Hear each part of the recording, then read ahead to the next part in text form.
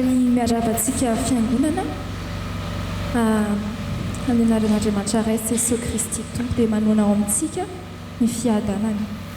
Dia iomanantsika amin'ny fiderana ny FFPM 570 175 ny andininy voaloha fahefatra ary fahaenina.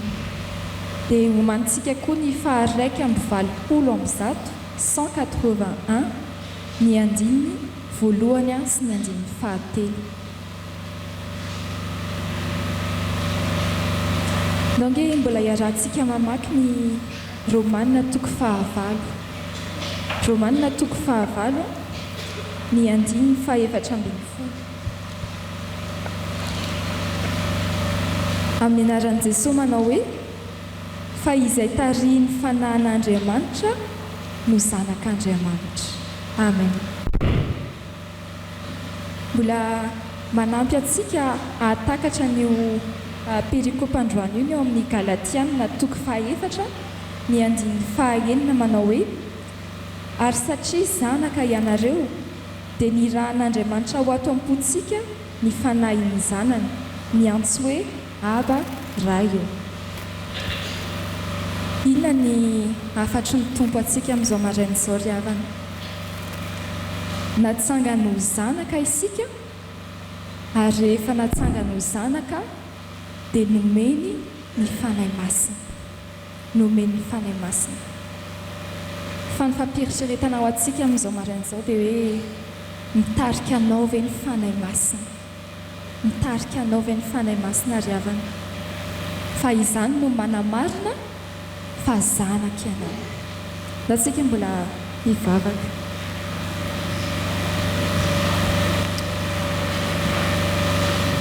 Dia Irinay ankalaza anay ianao tompo malalo ny amin'ny nanangananao anay ho zanaka.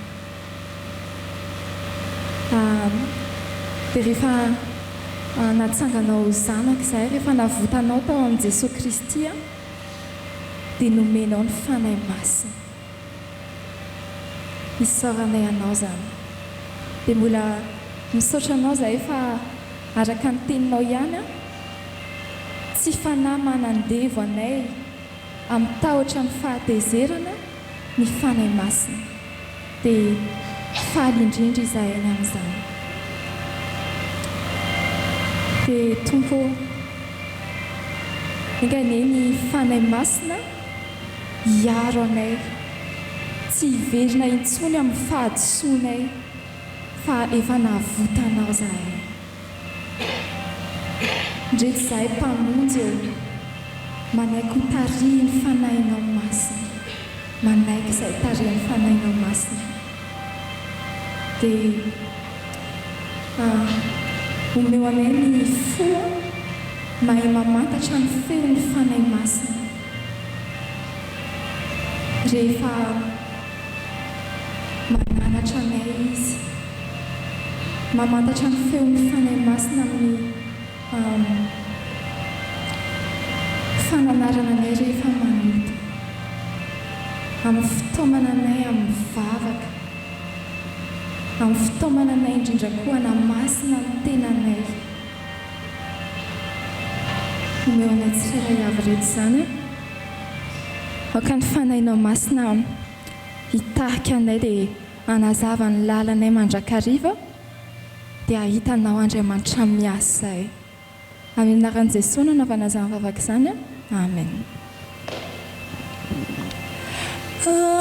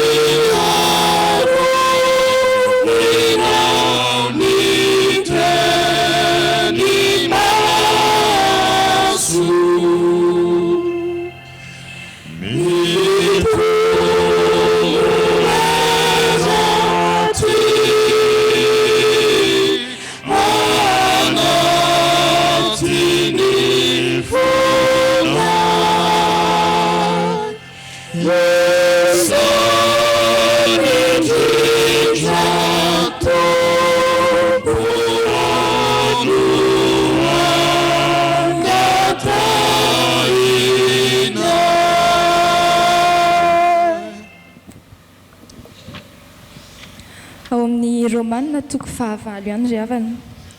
Ny andininy 5:10b sy ny 7:10. Manao hoe zany amin'ny anaran'i Jesosy, fanandray ny fanahy ny zanaka natsangana izay antsointsika hoe aba ray eo, ny andininy 7:10. Ary raha zanaka dia mpandova, eny sady mpandovan'Andriamanitra no mpiray lova amin'ny Kristy koa, raha miara-miaritra aminy isika mba hiara-manam-boninahitra aminy koa. Amen. Ny fampieritrretana ry havana dia hoe isika zanaka dia miara omem-boninahitra amin'ny Kristy rahatr'izay. Miara omem-boninahitra amin'ny Kristy isika rahatr'izay. Fa ahatanteraka an'izany miara-miaritra fahoriana amin'ny Kristy ety an-tany. Ety an-tany isika miara-miaritra fahoriana amin'ny Kristy. Natsika mbola hivavaka anatona ny Tompo. Ray malalo Irinay amin'ny alalan'i Jesosy Kristy Tompo. Tsy mitsahatra ny misaotra anao zahay ny amin'ny nanomezanao ny fanahy masina. Ny fanahy masina no mampivavaka anay ka hiantsoana ianao hoe raiko. Misaotra ny amin'ny fanahy masina Tompo malalo. Dia mbola misaotra koa ny amin'ny teninao fa omem-boninahitra miaraka amin'ny Kristy zahay rahatr'izay any an-danitra. Maminay izany teny izany. Misaotra anao zahay fa mbola ny teninao ihany no manoro anay ny lalana. Mankany amin'izany dia ny firaisam-pahoriana amin'ny Kristy. Tompo malalo ndreto izay zanakao. Vonina ho tarihin'ny fanahinao masina ho amin'izany lalam-pahoriana zany. Fa tsy te hoe mpino miseho ho kristianina fotsiny izay, fa tena te ho zanakao. Te ho zanakao marina, zanaka malala anao Tompo. Dia eno hivavaka izahay ao anaty fahoriana, aoka ny fanahinao masina no hiteny hoe satria zanaka ianao. Anaty fanaintainana, aoka ny fanahy masina hiteny hoe satria zanaka ianao. Anaty fiafiana, anaty famoizam-po Tompo, aoka ny fanahy masina hiteny hoe satria zanaka ianao. Dia isaky ny mivavaka izahay aoka ny fanahy masina anambara aminay fa zanaka ao zahay. Dia enkany fanahinao masina hitarika anay mandrakariva, hiteny aminay indrindra koa hoe izao fahoriana lalovanao izao no lalana hizoran'ny zanaka izay omem-boninahitra miaraka amin'ny Kristy. Dia ataonay izany mivavaka izany amin'ny anaranao Jesosy. Amen.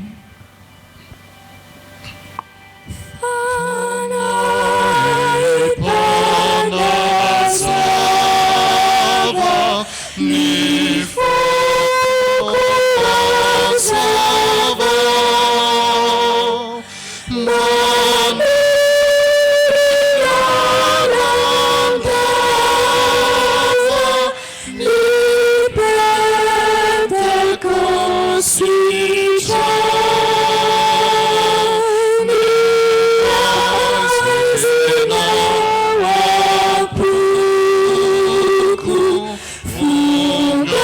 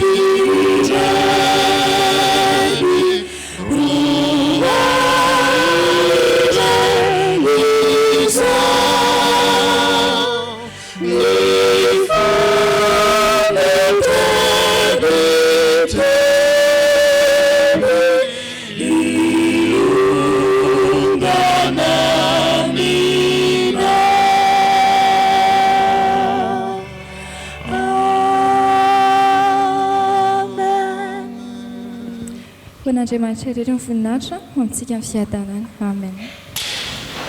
Anio Alahady fa 14 ny volana May 2024. Alahady fahadimy manaraka ny Pasika. Alahady natokany foibe Fjkm hitondranam-bavaka ny sampana lehilahy kristianina. Ibanjinana ny loha hevitra hoe Andriamanitra miasa ny fanahy masina. Ho an'izay rehetra mahalala an'Andriamanitra sady voantso no masina, ho aminareo anie ny fahasoavana sy ny fiadanana avy amin'Andriamanitra raintsika sy Jesosy Kristy Tompo. Amen. Ho fisaorana sy fiderana an'Andriamanitra dia raha tsika mamaky ny Salamo.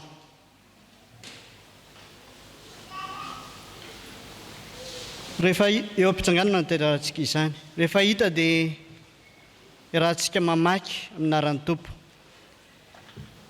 Misaorana Andriamanitra ary firenena ary asan-jato ny feo ny fiderana azy, izay mampitoetra ny fanahintsika amin'ny fiainana ka tsy mamelona ny tongontsika angozogozo.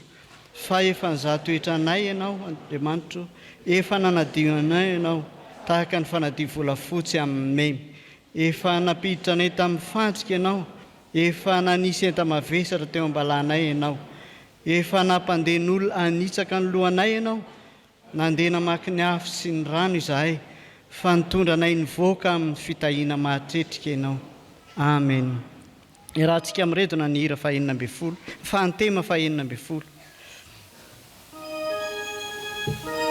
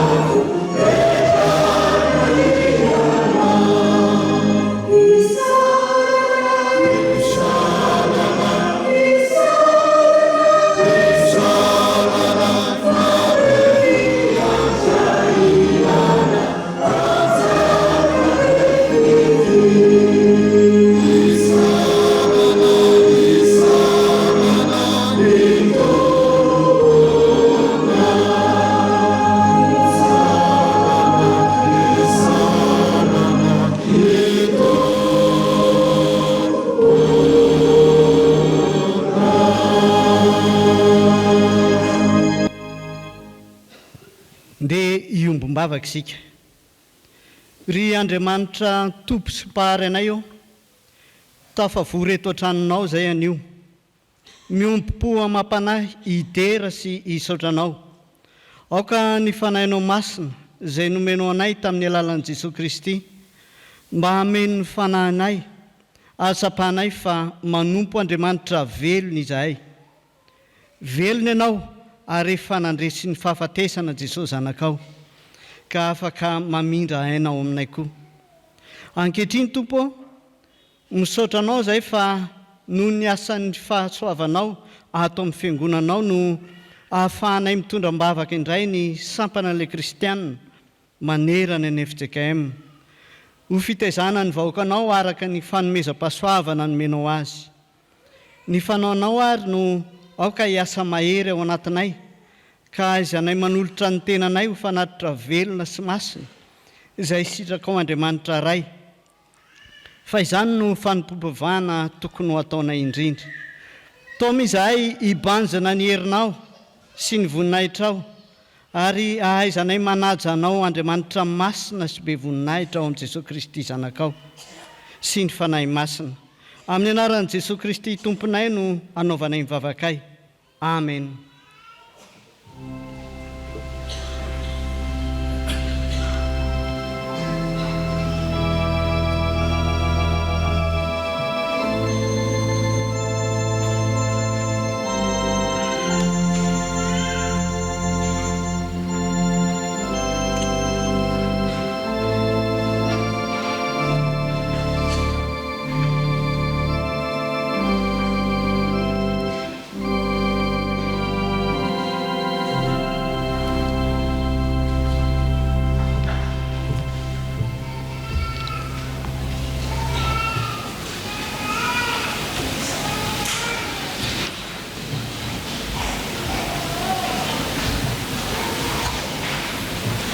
Saotsika riavana dia tonga ho amin'ny fotoanany ankizy tanora. Andeha hitsangana ny ankizy tanora rehetra.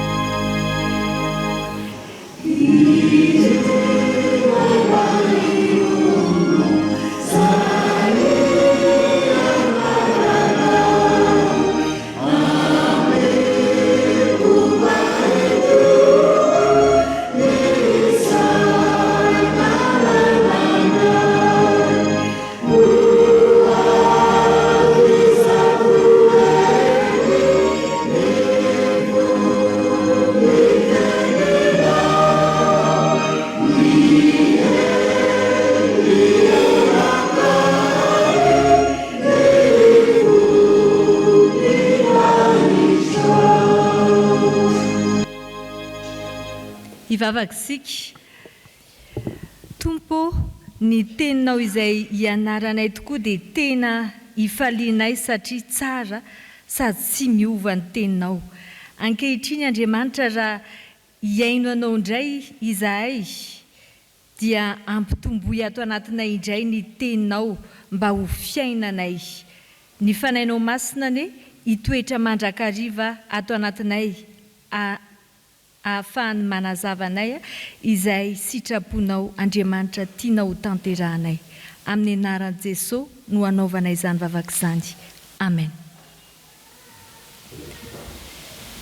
Ny ten'Andriamanitra izay angalantsika ny hafatra indray izy tanora amin'ny tian'io ity dia araka izay hita ao amin'ny Romanina toko 5, Romanina toko 5, ny andininy 14.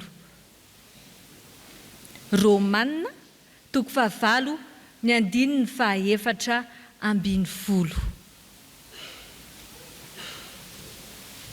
Romanina toko 5, ny andininy 14. Rehefa niarana izany sika dia ndeha hiara amaky izany amin'ny anaran'i Jesosy.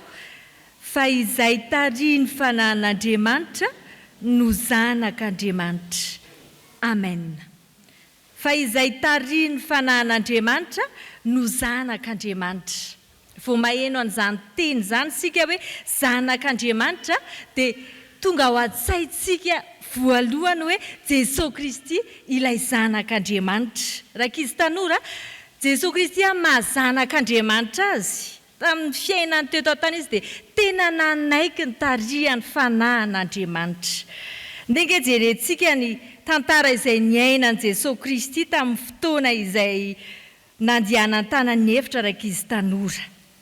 40 andro sy 40 alina Jesosy Kristy no nakany anefitra ny fadianina. Rehefa tonga tany anefitra izy, tapitra ny 40 andro sy 40 alina dia nony Jesosy Kristy. Rehefa nona rakizy tanora Jesosy Kristy dia hitany devoly zany. Ary teo amin'izay ny devoly naka fanahin Jesosy Kristy. Niteny tamin'i Jesosy izy hoe, raha zanak'Andriamanitra ianao, teneny io vato io mba ho tonga mofo. Fa Jesosy Kristy rakizy tanora tsy mba niain'ilay teneny devoly fa nanaiko tarihany fanahin'Andriamanitra ka namaly ampahendrena hoe tsy ny mofo ihany no iveloman'ny olona. Fa rehefa tapitra izay rakizy tanora dia mbola naka fanahin Jesosy ihany ny devoly. Noentiny niakatra tamin'ny toerana hafa Jesosy Kristy ka nampijereny indray mpimaso ny fanjakana rehetra. Dia niteneny hoe omeko anao izao fanapahana rehetra izao ambany voninahiny fa efa natolotra izany. Raha manaiky mekoaka eto anatrehako ianao. Fa Jesosy Kristy rakizy tanora tsy nanaiky ny ekoaka teo anatrehany devoly fa nanaiko ny tarihany fanahin'Andriamanitra ka namaly ampahendrena hoe Jehovah Andriamanitra aho ny ankofanao ary izy irery ihany no otomponao. Fa ny fakapana fahatelo izay niatra tamin'i Jesosy Kristy rakizy tanora tamin'ity fotoana ity dia noentiny devoly niakatra teo amin'ny tempolo indray izy. Efa tapakatra teny amin'ny tempolo izy dia niteneny devoly hoe raha zanak'Andriamanitra ianao mivariana any ambany andry. Fa ny devoly rakizy tanora dia tena fetsy fa mahay mampiasa tenin'Andriamanitra izy. Fa nampiany tenin'Andriamanitra ny fandresendahatra an Jesosy Kristy eto hoe fa voasoratra hoe izy handidy ny anjeliny aminao mba hiaro anao ary eny an-tana no hitondrany ireo anao fandrao ho tafitohana amin'ny vato ny tongotrao. Fa Jesosy Kristy tsy mba nieny devoly fa namaly ampahendrena hoe aza maka fanahin Jehovah Andriamanitrao. Jesosy Kristy zanak'Andriamanitra nalainy devoly fanahy fa nanaiky ho tarihany Fanamasina. Ny hafatra rakizy tanora dia izao. Isika ihany koa zanak'Andriamanitra isika. Maro ny fakapana izay ataony devoly eo alohantsika fa mahazanak'Andriamanitra antsika dia manaiky ho tarihany fanahin'Andriamanitra isika. Manomboka izao ara dia meteza ho tarihin'ny fanahin'Andriamanitra satria efa zanak'Andriamanitra isika rakizy tanora. Fa ho ilay tenin'Andriamanitra teo hoe fa izay tarihin'ny fanahin'Andriamanitra no zanak'Andriamanitra. Andeha averintsika amin'ny mafy miaraka hoe rakizy tanora.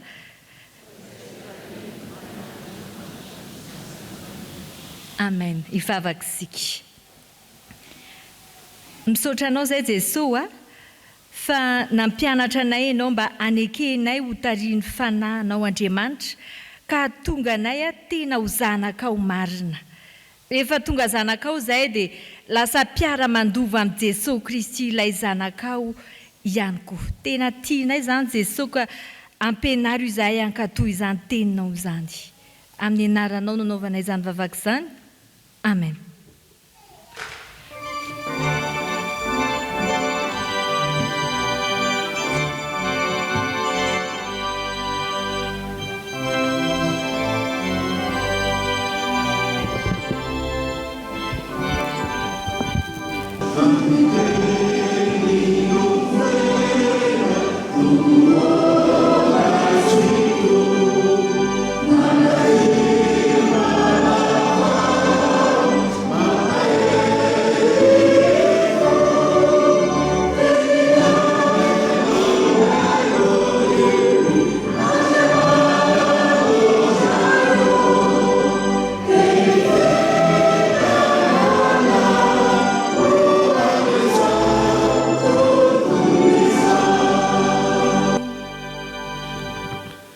Hiary vavaka isika. Ry Andriamanitra rainay io, rainay amin'ny alalan'i Jesosy Kristy Tomponay. Misaotra anao izay fa nomenao teny mampafantatra anay ny sitraponao. Nomenao fotoana ahafahanay mamaky sy mandinika ny teninao. Koa raha ho vakiana sy ho toriana ny teninao, dia angatahanay ianao Fanamasina, hitasy sy hiasa amin'ireo izay hamaky ny teny, sy hitory ny hafatra mba ho tafita aminay vahoakanao. Ka aizanay andray sy hampiasa izany araka ny sitraponao. Koa mitenena aminay ry tsy toa amin'ny anaranao Jesosy. Amen. Hiaraka hamaky sy hiaino ny soratra masina isika. Ao amin'ny fanekena taloha, boky ny tantara voalohany. Tantara voalohany toko faha 12, andininy faha 19 ka hatramin'ny faha 20. Rehefa hita dia ho vakiana amin'ny anaran'ny Tompo. Ary nisy tamin'ny taranaky Benjamina sy Joda nakany amin'ny Davida tany amin'ny fiarovana.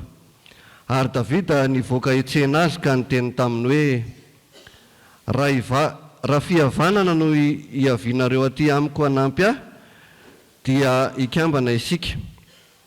Fa raha avy hamadika kosa ianareo ho azon'ny fahavaloko, nefa tsy mba nanao ankerin'ny tanako, dia Andriamanitry ny razantsika no hijery sy hamaly izany. Ary amasay, lehibe ny mpanafika malaza dia nampitenen'ny fanahy hoe, anao zay ry Davido, fa miandany aminao ry zanaky Jese, fiadanana, eny fiadanana ny eo anao, ary fiadanana ho an'ny manampy anao, fa Andriamanitra no manampy anao. Dia niraisin'ny Davidy ireo ka notendreny ho mpifeny miaramila.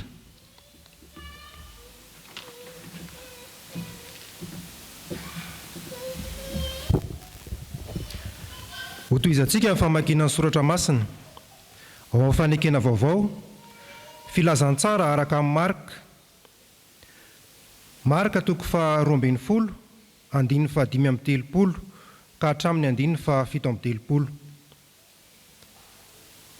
Ary ho faharanantsika amin'ny famakiana ny soratra masina ao amin'ny epistily ho an'ny Romanina.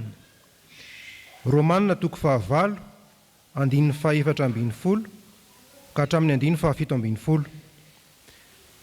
Rehefa hita dia ho vakiantsika amin'ny anaran'ny Tompo. Ary Jesosy raha nampianatra teo an-kianjan'ny tempoly dia namalaka nanao hoe, ahoana no lazain'ny mpanoran-dalàna fa Kristy no zanaky Davida? Kanefa ny tenan'i Davida dia nampilazain'ny Fanamasina hoe, Jehovah nilaza tamin'ny Tompoko hoe, mipetraha eo an-tanako ankavanana, ambara-panaoko ny fahavalonao ho fitoeran-tongotrao. Ny tenan'i Davida manao azy hoe Tompo, koa ahoana no mahazanany azy? Ary amin'ny vahoaka betsaka ny ano azy tamin'ny hafaliana. Fa izay tarihin'ny fanahin'Andriamanitra no zanak'Andriamanitra, fa tsy nandray ny fanaham-pandevozana ho amin'ny tahotra indray ianareo, fa nandray ny fanahin'ny zanaka natsangana, izay antsontsika hoe Aba ray eo. Ny fanahy dia miara-milaza amin'ny fanahintsika fa zanak'Andriamanitra isika. Ary raha zanaka dia mpandova, eny, sady mpandovan'Andriamanitra no prailova amin'ny Kristy koa. Raha miara-miaritra aminy isika mba hiara-manam-boninahitra aminy koa. Amen.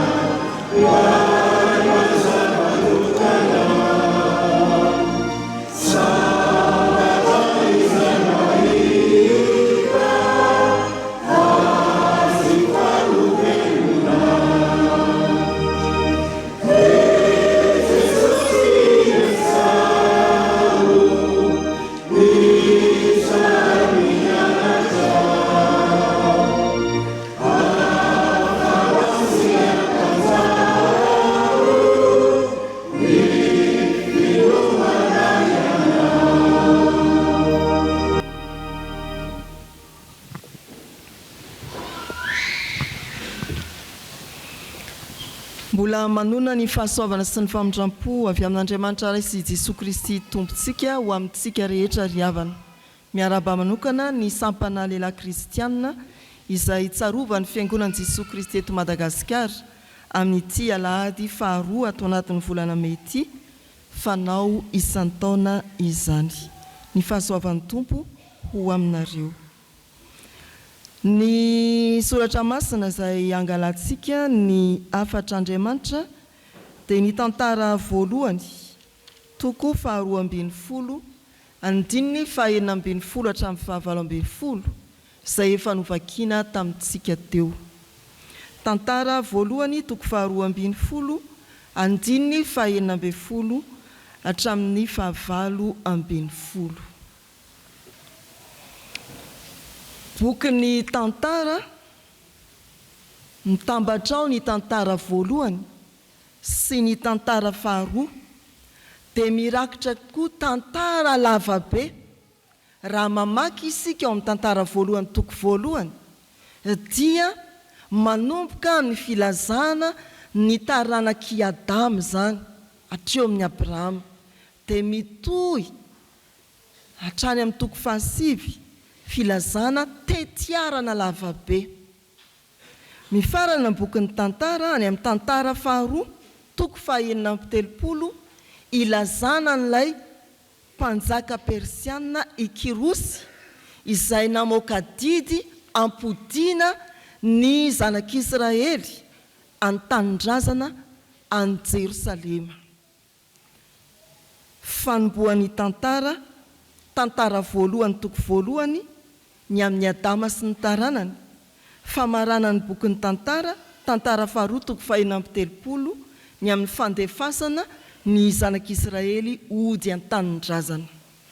Raha ataony kajy ny totalin'ny taona izay nitrangan'ny tantara voarakitra tao amin'ny bokin'ny tantara dia manodidina ny 503 taona fa tsy ariary.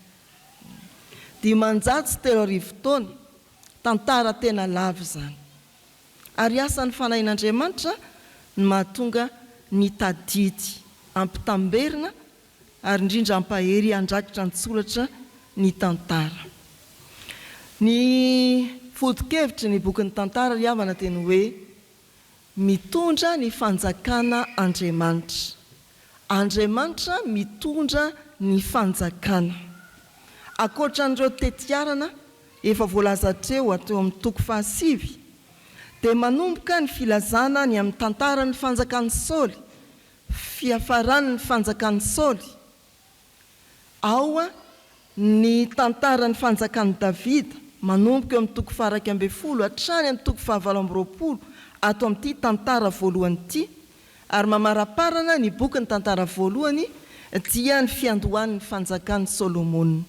Ny sisa moa amin'ny tantara faharoa dia ireo fifandimbiasana teo amin'ny mpanjaka ho an'ny fitondrana ny zanak'Israely. Ry havana malala, Andriamanitra miasa ny fanahy masina. Izany dia hitantsika ombieny ao amin'ny soratra masina. Ary eto amin'ny perikopa izay milaza ny ampahany amin'ny tantara ny fanjakan'ny Davida dia hita fa ilay fanahy masina miasa dia mampitombo ny fanjakana. Ny fanahy masina miasa dia mampitombo ny fanjakana. Fanjakan'i Davida aloha dia tsara ho marihana fa tandindo ny fanjakan'Andriamanitra, tandindo ny fanjakan'i Jesosy Kristy. Mampitombo ny fanjakana ny fanahy masina, mampitatra ny fiangonana ny fanahy masina, mampitombo ny fiangonana ny fanahy masina. Ary ny faharoa ao anatin'izao perikopa izao, tsy hoe mampitombo ihany ny fanahy masina fa mampiombona koa ny fanahy masina. Mampiombona ny fanahy masina. Eo amin'ny andininy fahavalo ambin'ny folo ry havana dia misy soratra mivaky toy izao amin'ny anaran'ny tompo. Tantara faharoa toko faharoa ambin'ny folo ny andininy fahavalo ambin'ny folo. Zao ny voasoratra amin'ny anaran'i Jesosy. Ary amasay lehibe ny mpanafika malaza dia nampitenen'ny fanahy hoe anao izahay ry Davida fa miandany aminao ry zanaky Jese fiadanana ely fiadanana ho anao ary fiadanana ne ho an'ny manampy anao fa Andriamanitra ao no manampy anao. Andriamanitra miasa ny fanahy masina mampitombo ny fiangonana. Kisaka kely eo amin'ny toko 2:12 hatramin'ny 5:10 isika. Ahitantsika n'izany hoe mampitombo ny fiangonana Andriamanitra. Eo amin'ny 1:1 ka hatramin'ny 5 fitantarana fa misy antokona miaramila izay rahalahin'ny Saoly mpanjaka tonga nanampy any Davida. Mitombo ny fiangonana.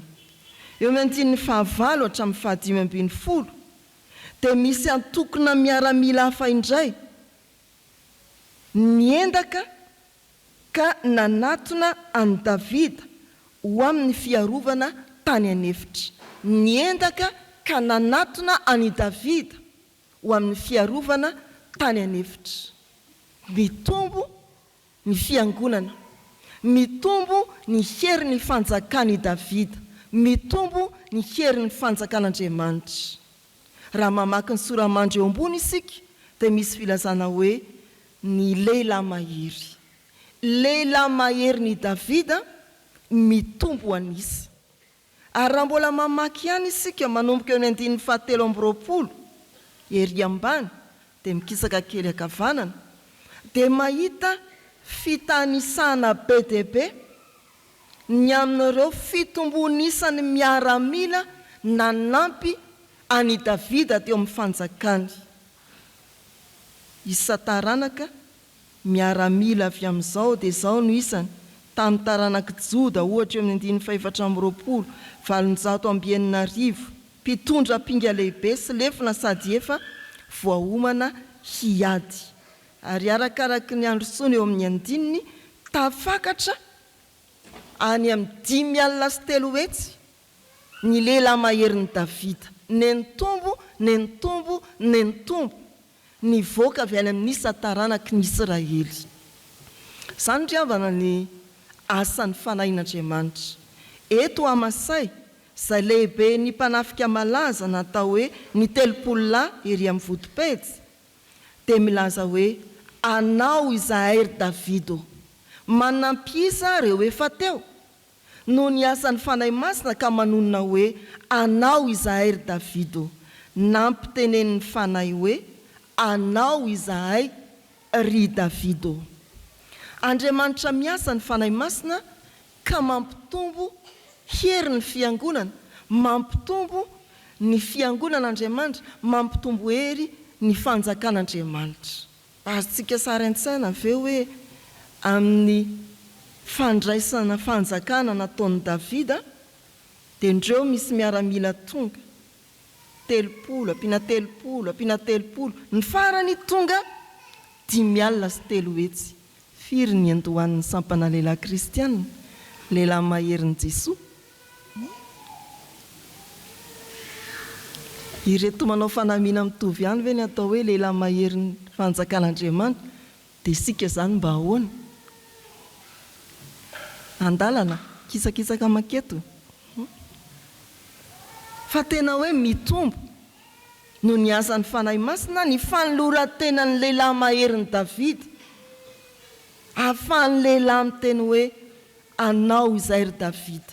Raha mpifanandrofiana amin'ny fiainam-piangonana ankehitriny, ahafahan'ny lehilahy miditra am-piangonana miteny hoe anao izahay ry Jesosy, anao izahay ry Jesosy.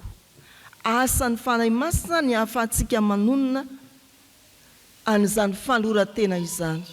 Asan'ny fanahy masina ny ahafahantsika manambarana hoe anao izahay ry Jesosy. Ry havana malala, ery ambony ery amin'ny 7:10 Davida rehefa nivoaka hitsenany reto taranaky Benjamina sy Joda dia niteny hoe raha fihavanana no hiavinareo dia hikambana isika. anampy ahy ianareo fa tsy hamadika ahy. Dia ikambantsika avaratsy izany kosa, Andriamanitra no hijery sy hamaly. Manolo-tena ho isan'ny fiangonana isika. Izao fotoana izao raha eo amin'ny raharahany firenena dia fotoana mampiariary fifampiandaniana. Anizy ianao antsimba-zazany, anizy ianao antokony ninona ianao, tsy miankina ve momba ninona ianao. Eny amin'ny fiarahamonina loko inona ianao. Fifampiandaniana zany, saingy fampiandaniana atao tsy mampitombo hery fa mampiena ny herin'ny firenetsika. Mampiena ny herin'ny firenetsika. Misy filazana hoe reny anga mitaingana soavaly maty. Misy fanambarana koa ny hoe namadika palitao ny ranony, mikisaka nakatsy fa tsy nijanona tady tsony. Zany no mitranga eny amin'ny fiarahamonina, fa ndraindray dia mitranga aty amin'ny fiangonana koa zany. Mety misy voambolana hoe proiana na proiana, fa tsy zany ny ambaran'ny soratra masina. Anao izahay ry Davido, Andriamanitra miasa ny fanahy masina ka mampiteny atsika tsiraray avy ny hoe anao izahay ry Jesoa. Tsy nanolo tena ho aniza na ho aniza nitariky Amasay, fa nanolo tena ho an'i Davida, ho lehilahy mahery ny Davida. Raha nytaniny ianao, avy aninneto ianao amin'ny fanorantenanao tahaka ny filazan'i Davida, raha fihavanana ny avianareo, anampy ahy dia mikambana isika. Fa raha tsy izay dia Andriamanitra no hamaly sy mahita. Tonga eto ianao manolo tena ho sampana lehilahy kristianina, tonga eto ianao manolo tena ho fiangonana, ho anizy ianao. Hiditra eto am-piangonana ho anizy ianao.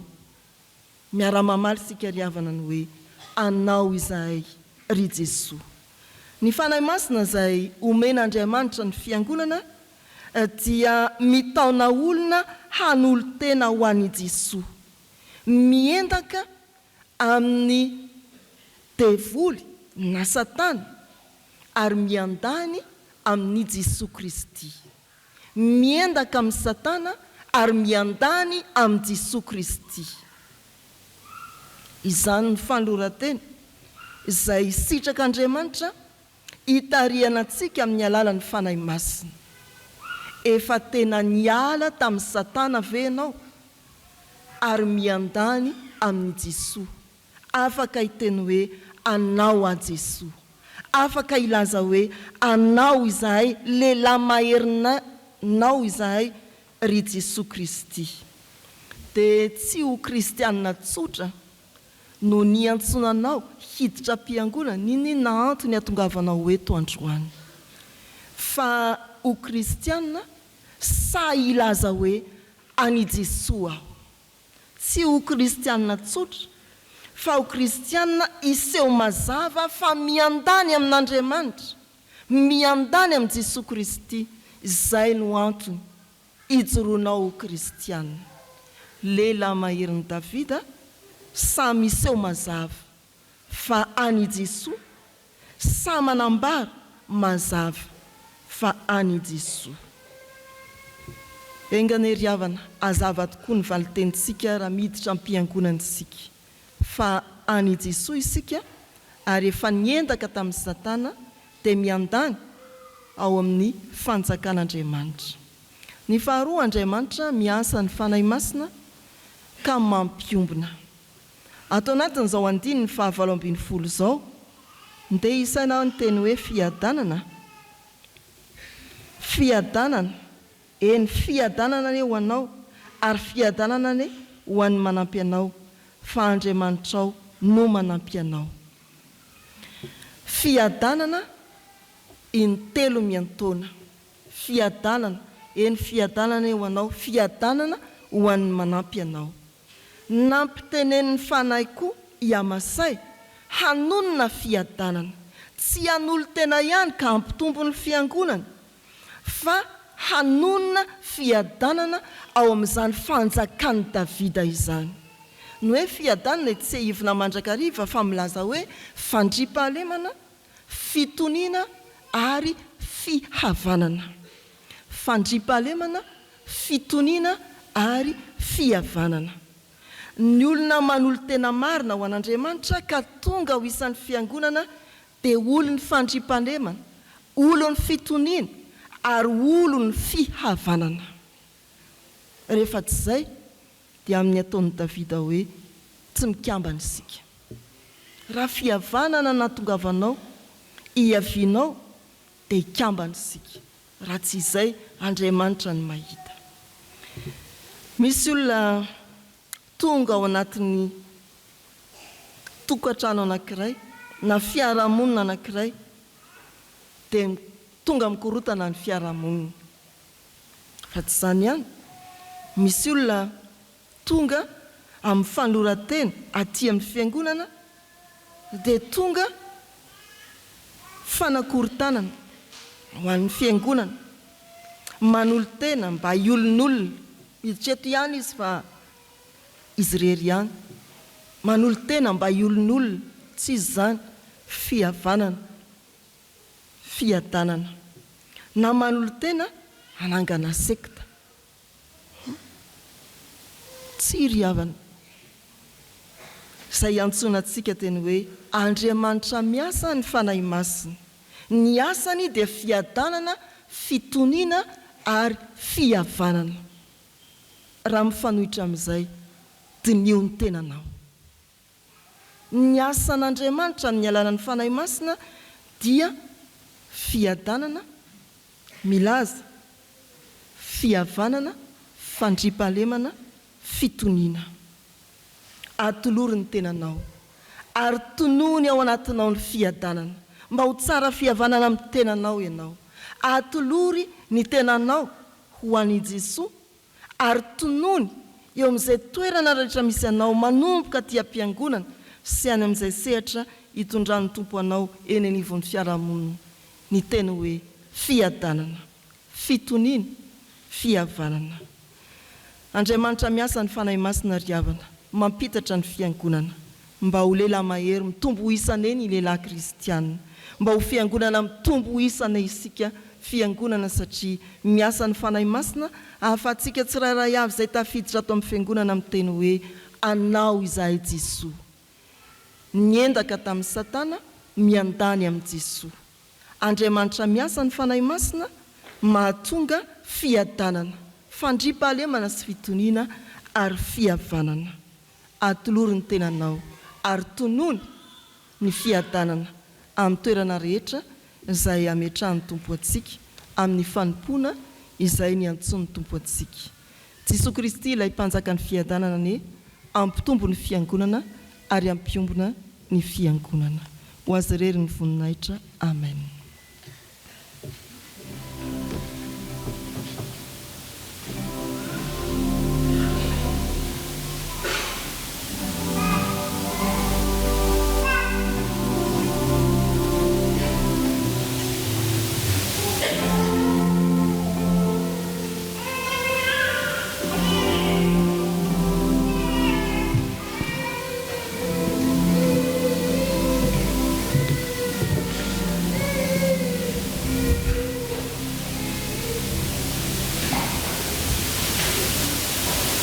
Andeha hivavaksika ry havako. Isaoranay no Andriamanitra, ilay Andriamanitra tompon'ny fanjakana, noho ny amin'ny teninao izay nambaranao anay teo tamin'ny alalan'ny mpanomponao. Tsapanay tokoa tompo ankehitriny fa Andriamanitra miasa ianao Fanamasina ka mampiteny anay hoe anao izahay Jesoa. Raha nantsona ato amin'izao fiangonana izao izahay, nampitombo anay ianao tamin'ny alalan'ny asan'ny fanahinao masina, nandresy lahatra anay tsirairay avy ka hiditra ho mpanomponao ato amin'ny fiangonanao, dia nanala anay tao amin'ny Satana mariky ny fanekenay fa miala eo amin'ny fiainan'ny Satana zahay teo amin'ny fangejany Satana fa lasa mpanaradianao Jesosy Kristy. Nanaiko mpanaradianao tamin'ny alalan'ny fanahinao masina. Misaotra fa niantso ny lehilahy kristianina rehetra ianao, ampitombo isa ny fiangonanao, ampitombo isa ny fanjakanao. Izany dia mariky ny asan'ny fanahinao masina. Ary tsy izany ihany Andriamanitra ao fa tsapanay ihany koa ankehitriny fa Andriamanitra miasa ny fanahinao masina ka nampitombo isan'ny fiangonana, tsy hoe nampitombo fotsiny ihany fa nambaranao fa mampiombina anay fiangonana ihany koa ny fanahinao masina. Ny fanahinao masina izay mitondra anay ho amin'ny fanekena fa ilay Jesosy Kristy izay nekenay, ilay Jesosy Kristy izay arahanay dia andrian'ny fiadanana, mitondra fihavanana, mitondra fandriam-pahalemana, mitondra fitoniana ihany koa. Malon'izany Andriamanitra dia mendrika loatra tononona ato amin'izao fiangonana izao ny fiadananao Jesosy Kristy, ilay fihavanana, fandriam-pahalemana sy fitoniana. Mendrika ihany koa tononay ny fiadananao amin'izay rehetra alehanay rehetra sy toerana sehatra maro samihafa izay misy anay tsirairay avy. Andriamanitra miasa ny fanahinao masina ka nifidy anay ateny hoe anao izahay. Andriamanitra miasa ny fanahinao masina ka mampiteny anay hoe fiadanana ho anao. Andriamanitra, Tompo malalo, malon'izany sitraponao zany dia manaiky ny tsy fahatanterahanay izahay. Matetika tokoa Andriamanitra na tsy teny aza ny vavanay hoe anao izahay dia mifihetsika ataonay dia manda ny fanekena ianao tanteraka. Ny fihetsika ataonay dia manda ny fiadanana izay tokony ho tononay mandrakarivo. Nantsona ho ato amin'ny fiangonana izahay fa toa lasa mpanakorotana. Nantsona ho ato amin'ny fiangonana izahay fa toa lasa tsy mpandray andraikitra. Nantsona ho ato amin'ny fiangonana izahay fa toa lasa olandava ampiara-manompo aminay. Tsapanay zany Andriamanitra amin'ny fiteninay, tsapanay zany amin'ny fihetsikay, tsapanay zany amin'ny eritreritra. Mamelanay Andriamanitra, mamindrafo aminay. Matoa izahay naheno izany sitraponao izany tamin'ity anio ity, tianao izahay bebaka. Indreto izahay miverina eo am-pelatananao, indreto izahay mandoalika eo am-potry ny hazo fijalianao. Mifona aminao, mifona Tompo, mamelany eriko ahy. Amen.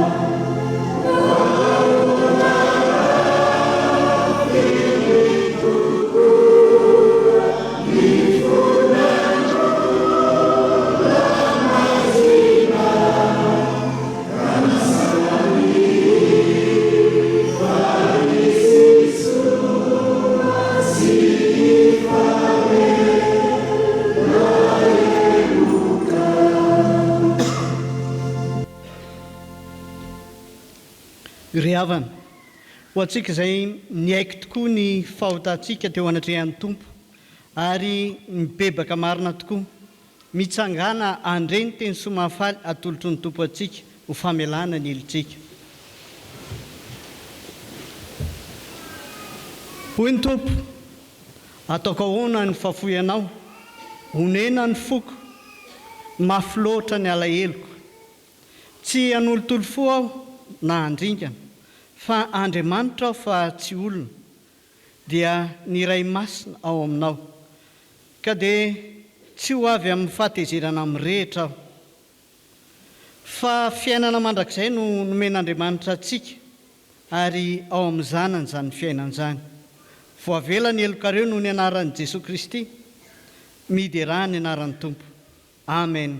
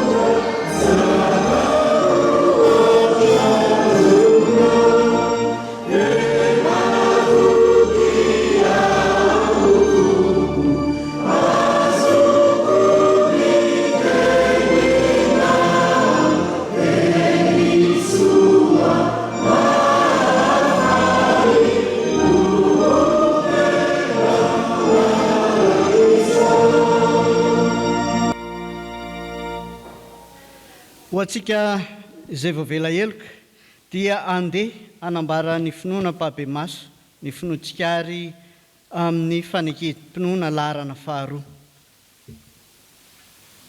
Isika mino Andriamanitra iray raitsotoa mpanololanitra sy ny tany ary ny zavatra rehetra na ny hita na ny tsy hita ary Jesosy Kristy tombotsy iray zanaka na tokony Jehovah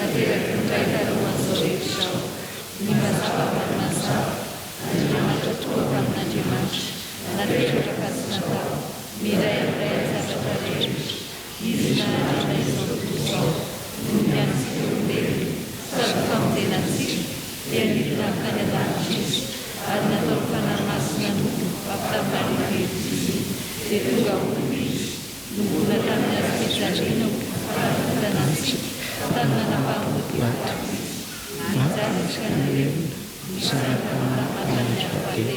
miaraka izay vosoratra izy miakatra ho any an-danitra izy ary mipetraka eo an-danitra avy any amin'ny indray amin'ny voninahitra hitsara mipelona sy ny maty ary mandrakizay ny fanjakany isika mino fanamasina mitsaro-panome aina izay mba miraisy ny zanaka ka hitsarana sy ankalazaina miaraka miraisy ny zanaka misy amin'ny teny am-bava-paminana isika mino fiangonana iray manona ny fanambarany apostolo ary manerana izao tontolo isika manay ny batisa iray fanaovana kely sady manantena ny fitsangana ny maty ary ny fiainana mandrakizay.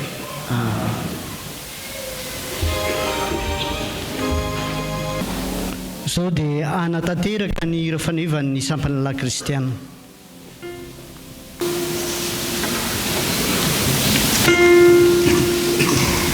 Yeah.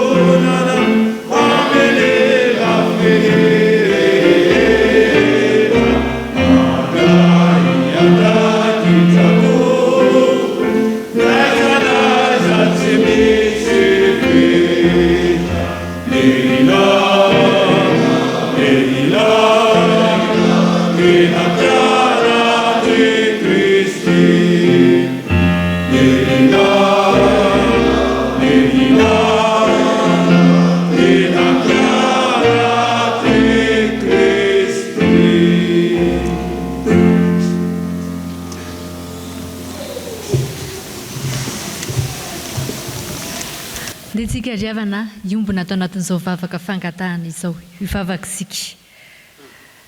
Andriamanitra indreto izahay ilay nofidinao tamin'ny alalan'ny fanahinao masina ka tonga tamin'izao fiangonanao izay. Indreto izahay ilay manaiky anao fa anao tokoa izahay Jesosy. Indreto izahay ilay nofidinao ka manaiky anjakan'ny fiadanana atao amin'ny fiangonanao sy ho aminay tsirairay avy ihany koa ampanjaka ny fandriampahalemana ny fihavanana indrindra ny fitoniana ihany koa. Dia tianay ankina eo am-pelatananao izany fanoloran-tenana izany Andriamanitra, mba ny fanahinao masina izay niasa tao anatinay hatramin'izay no angatahanay hiasa aminay tsirairay avy amin'ny asa fanompoana. Mivavaka manokana izay ho an'ny sampana lehilahy kristianina, ho an'ny lehilahy kristianina rehetra mba tena ho fitaratra amin'ny asa, amin'ny tena ho mpianatra ao Kristy, milaza ny filazantsaranao Jesosy Kristy, ary tena ho amin'izy ireo indrindra ny fampiarana sy fampiasana ilay fiadananao Jesosy Kristy atao amin'ny fiangonanao sy any amin'ny ankohonana izay misy azy ireny tsirairay avy. Ho lehilahy mampandroso fiangonana marina tokoa. Tsy ho azy ireo ihany Andriamanitra fa ho anay tsirairay avy reto dia ataovy marina ho aminay koa ny antsonao izay tena ho kristianina miasa atao amin'ny fiangonanao amin'ny fiadananao Jesosy Kristy. Mitondram-bavaka izay Andriamanitra ho amin'ny fiangonan Jesosy Kristy eto Madagasikara, ao anatin'izany fitandremana misy anay, ao anatin'ny hazakazaka maro samihafa izay Andriamanitra, ao anatin'ny fanatrarana ny vina ihany koa dia ny hamoto filazantsara ho an'ny Madagasikara, satria te hanova ny tantara izahay. Fantatray loatra fa ianao Jesosy Kristy ihany no afaka manova ny tantara eto Madagasikara. Ianao Jesosy Kristy ihany no afaka manova ny fiainan'ny malagasy rehetra. Ianao Jesosy Kristy ihany no lalana antovanay ny fiainana mandrakizay. Dia ampio izay ao anatin'izany rehetra izany mba ahafahanay mitoro-marina ny fanjakanao Jesosy Kristy eto amin'izao fanjakanao etỳ tany izao. Ireo mpitondra rehetra amin'ny ambaratongany avy dia ianao no hanome fanahin'ny masina ahafahan'izy ireo mitondra ny fiangonanao amin'ny fahendrenao Andriamanitra sy amin'ny fitarihan'ny fanahinao masina ihany koa. Mivavaka manokana izay mpitandrina izay nomenao anay ato amin'izao fitandremana izao.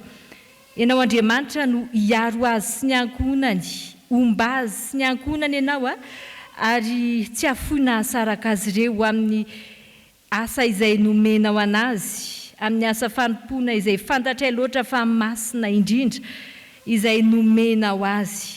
Hitondra anay tsirairay avy ireto, anintsy anay tsirairay avy ireto, anambarany sitraponina ao Andriamanitra ny tanjona dia ny andovana ny fiainana amin'ny andrakizay miaraka aminao Jesosy Kristy ilay zanak'Andriamanitra ary anekena ihany koa ho tarihan'ny fanamasina satria izay tarihan'ny fanenao Andriamanitra no atao hoe zanakao Andriamanitra.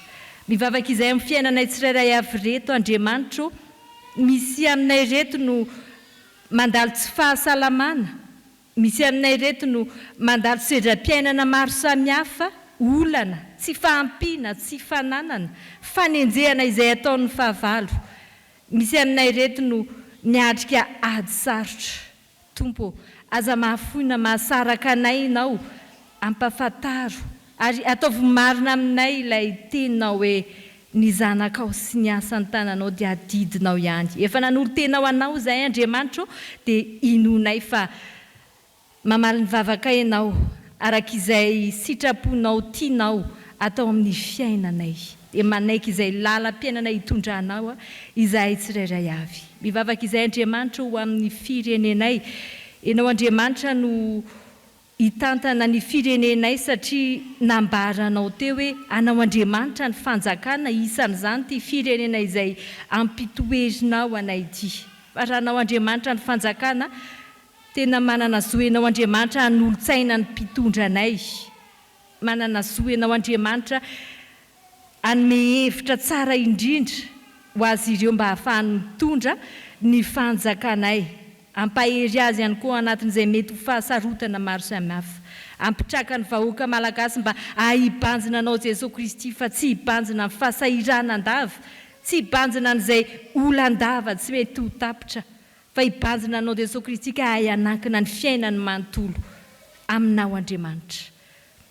Maro Andriamanitra ny vavaka izay tianay angatahana eto anatrehanay, nefa fantatray fa ny Andriamanitra hivavahanay dia Fanamasina miasa mandrakariva ato anatinay. Andriamanitra velona tonga nofo tamin'ny alalan'i Jesosy Kristy ka mahalala izay etaetam-ponay sy izay mahasoa anay rehetra. Fa atambatray ny vavakay amin'ilay vavaka tsara indrindra, nampianarin'i Jesosy Kristy anay manao hoe Rainay eo izay any an-danitra, ho Masina ny anaranao, ho tonga ny fanjakanao, atao any sitraponao, ety atantaky ny any an-danitra.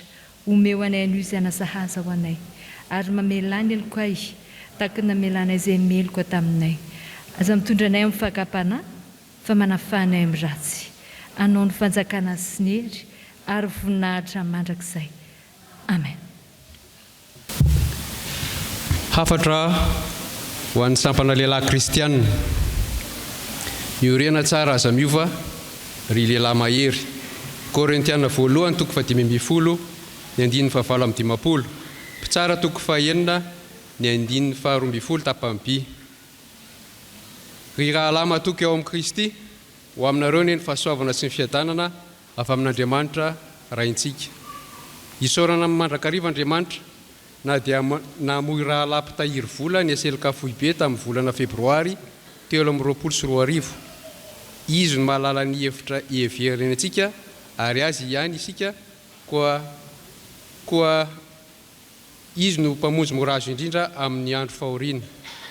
Tanteraka ny fankalazana an'Andriamanitra noho ny 50 taona ny SLK Fjkm ka nanatanterahana ireo tsangam-bato araka ny lahara-pahamehana. Singanana manokana ny famoahana ny boky voalohany ho fitezana maharitra eo anivon'ny SLK foibe sy ny fitsanganan'ny ratsana zatovolahy kristianina ZLK izay dimbin'ny SLK ratray eny anivon'ny fitandremana. Totosa sy lavorary ihany koa ny Fjkm faha-12 izay Fjkm nasionaly voalohany noraisin'ny synodam-paritany Ambovombe Atsimo Kristy Ranovelona SP07 ny SLK Fjkm tany Fort Dauphin. An'Andriamanitra irery ny voninahitra satria izy ny anton'ny zavatra rehetra. Ao anatin'ny vanim-potoana ny azakazaka masina isika izao, koa ny komity foibe ny SLK Fjkm izay nitanterahana atao amin'ny sekoly Viné Ambohimalaza dia nanapaka fa anokana ny volana Jolay isika SLK Fjkm anaovana ny tafika masina iombonana. Araka ny Hira Faneva SLK foibe Fjkm dia lehilahy mandray andraikitra n'aiza tsy misy fetra ary mampandroso amin'ny lafiny rehetra. Ka iady amin'ny fahalovana sy ny tsy fahamarinana, amangy fonja, anome rà, amaly ny etaeta mila vonjy, ary aro ny tontolo iainana sy amboly ala miaraka amin'ireo mpiray miombonantoka tsara sitrapo. Ny SLK Foibe sy ny synodam-paritany ary ny lehilahy kristianina isam-pitandremana rehetra dia manao fanamby iza izay ampitaovana tanteraka ny ivitoerana SLK Fjkm any 10 pointy.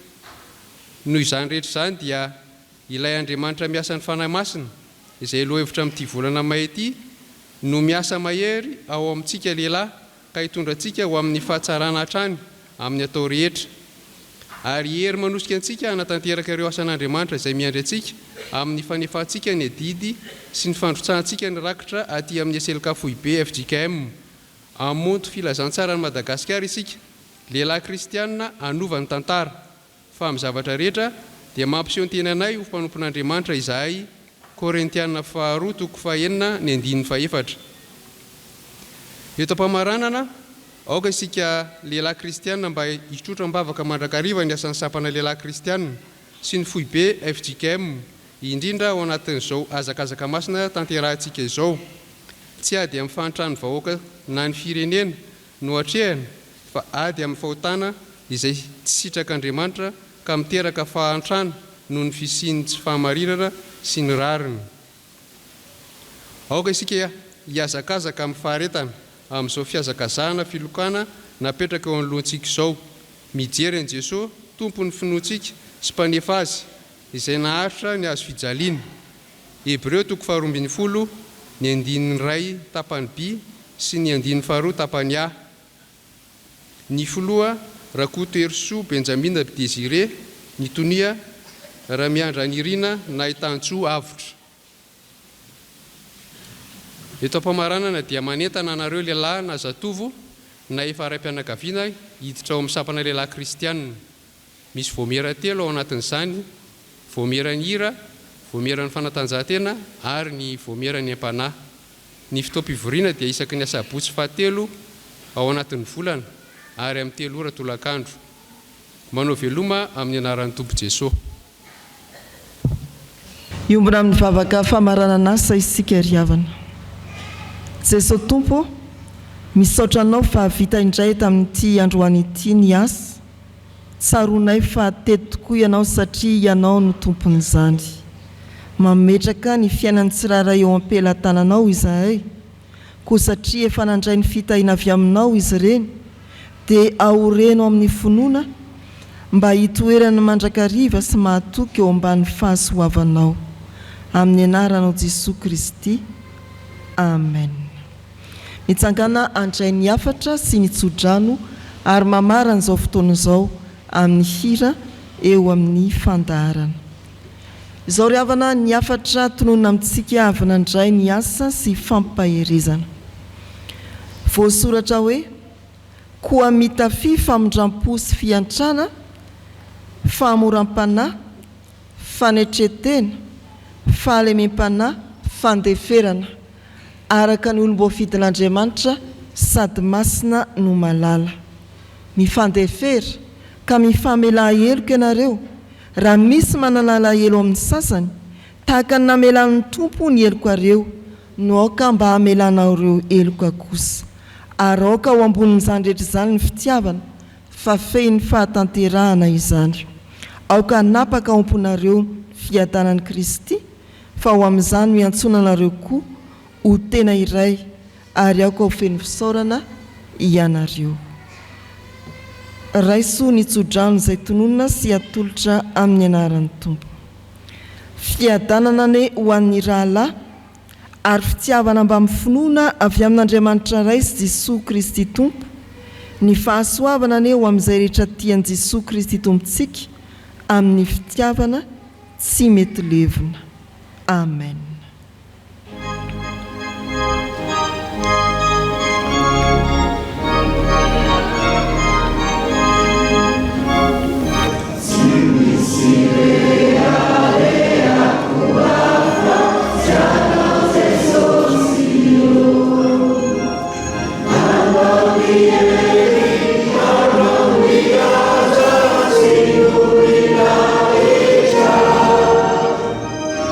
Viva